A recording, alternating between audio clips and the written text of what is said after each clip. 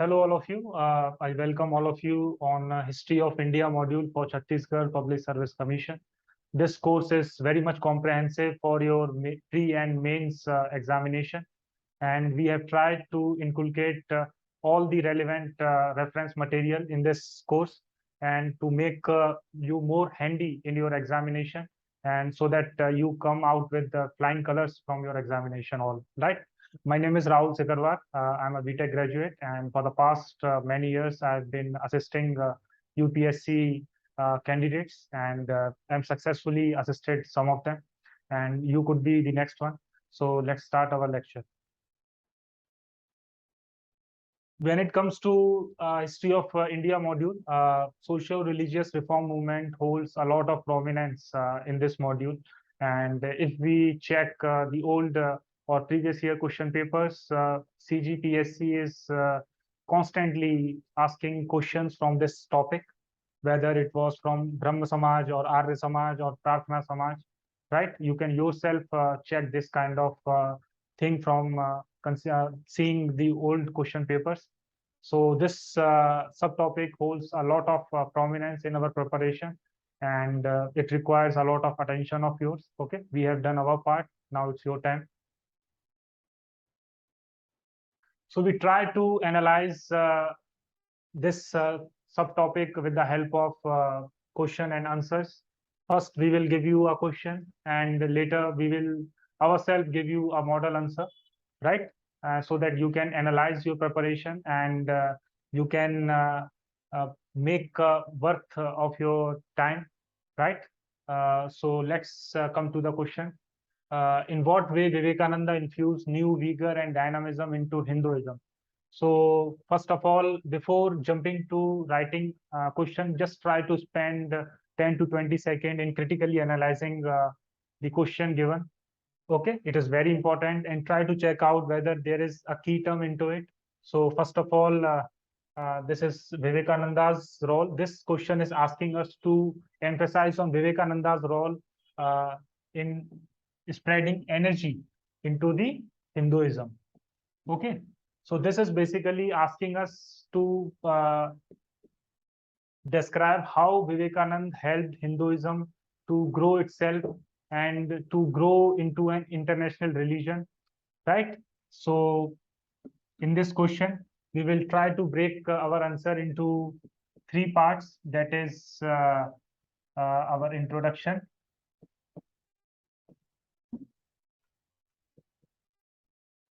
In introduction, we try to give brief information. This information could be in the form of any quotation or any saying of any prominent historian, or simple definition. If you are not aware of any quotation, you can use simple definition. So second part is the body. It is again a main part of your answer. Try to put as much fact as you can, especially in history, so that the examiner can judge your grip over the subject, right? And last is conclusion. Try to conclude well your answer. Okay, please do conclude your answer, whether it is in history or any other subject, so that you can streamline your points and you can streamline your data. So at the end, examiner can conclude what you have concluded from the question itself, right? It will certainly help out in checking your sheet. He can directly jump to the conclusion and see what your perspective is about the subject, right? So in history, but you have to just keep one thing in your mind before writing conclusion in history, that do not be very much specific about conclusion, right? Don't be absolute that this is right and this is wrong, right? Don't say that Akbar was right or wrong in any scenario. Just try to be balanced out with the conclusion. Just try to be a little bit ambiguous. Okay, so let's move to the sample answer. Now, before we jump to writing answer question, I would like to give you a brief sketch of information about Vivekananda's life and his role in spreading Vedanta ideology and Hinduism in India and abroad as well. So, first of all, we will see that Vivekananda was not his original name. His original name was Narendra Dutt. Initially, he was from middle class family, and his father was a practicing attorney at Calcutta High Court. But when he was at his adolescence, his father passed away, and because of that, his family lands into a great situation of poverty and penury. And so, starting from his childhood, Vivekanand was a very prodigious child. He had very mature mindset, and he took his graduation in Calcutta itself. So when he was in Calcutta, he got in touch with the Ramakrishna monk,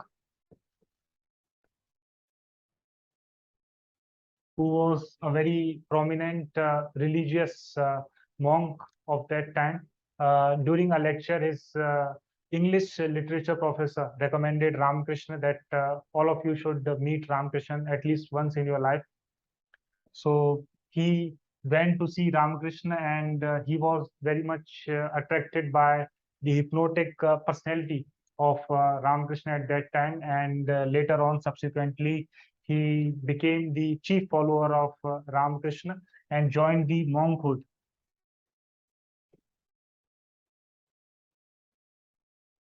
of this sect. Okay, but in 1888,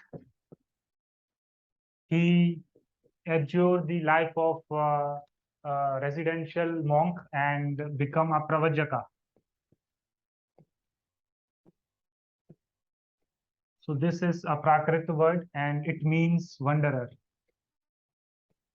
So initially he used to live with Ramakrishna in his mutt, but after 1888 he tried to spread Vedanta ideology by moving away across the country so that he can spread his knowledge as much as he can, like Buddha do in his life.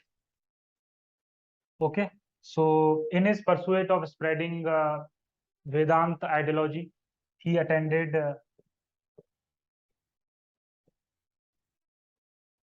Parliament of Religion,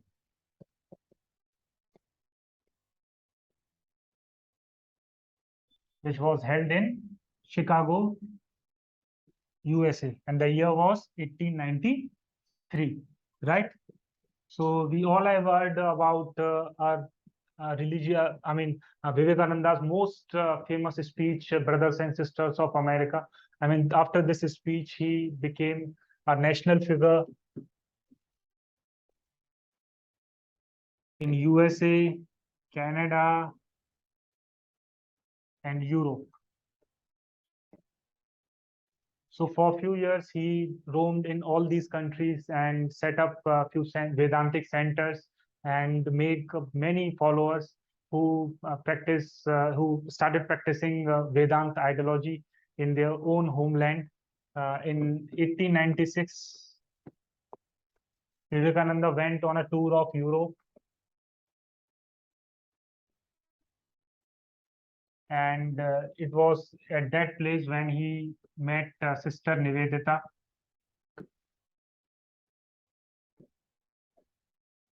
Right?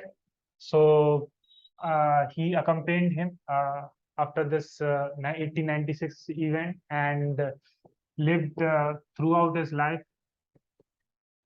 in India and served the people of India, whether in terms of education, especially the women education part. Vivekanand was a very much votary of women education and women empowerment. Okay, so this is all about Vivekananda's life, and at last Vivekananda died in 1902 due to brain hemorrhage. according to his followers, he took samadhi, right? He was quite a young age at that time. He was 39 plus at that time, and he himself prefers that he would not live after 40 years. Okay. So let's try to construct a draft answer for this question with whatever relevant information we have gathered so far. So first, as you can see that we have started with a quotation that is arise, awake, and stop not till the goal is achieved, right? So this quotation itself was given by Vivekananda in 1897 in Tamil Nadu during a lecture, right? So this is a very prominent quotation of Vivekananda among many. So we can start our answer like this. Vivekananda was a Hindu monk. He, adopted monkhood of Ramakrishna, philosopher, thinker. He was follower of Vedantic philosophy. He was chief disciple of Ramakrishna, as I have told you, and propounder of Vedanta philosophy. So his philosophy was Vedanta philosophy that is based on Upanishads. He attended Parliament of Religion in Chicago that took place in 1893, right? And spread Vedantic ideology to the western part of the globe. Okay, so right from 1893 to 1896, he, roamed most of the part of Western world and spread the Vedanta philosophy in those areas. So Vivekananda's lectures and centers abroad made Hinduism an international religion. This point is very much certain, as I have already told you that because of his speech in Chicago, he was treated as a national figure, and some of the critics of USA even said that we were idiots to send missionaries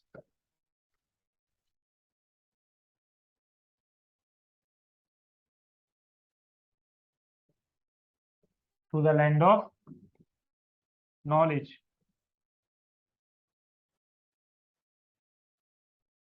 So you can yourself analyze that from a time when other Westerners are tagging India as backward,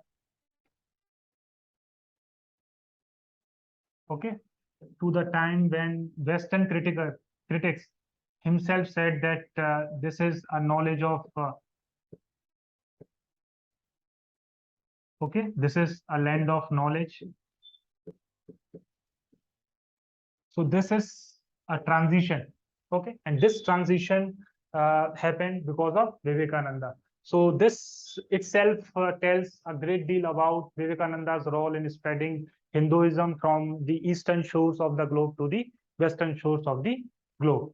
So this is all about our model answer. We have tried to incorporate all the relevant details and facts which should be added into the answer.